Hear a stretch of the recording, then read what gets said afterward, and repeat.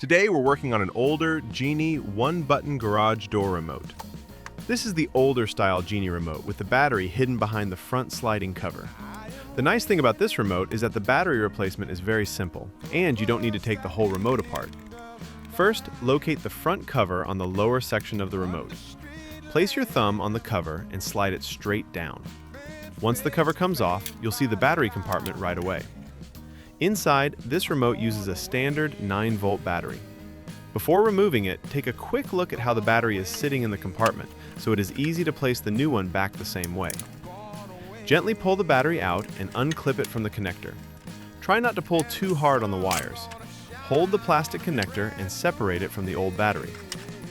Now take your new 9-volt battery and snap it onto the connector.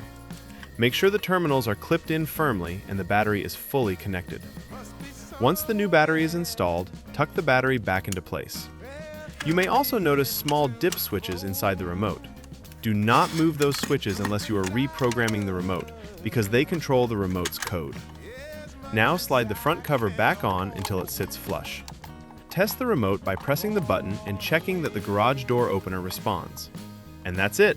A quick battery replacement on an older Genie garage door remote.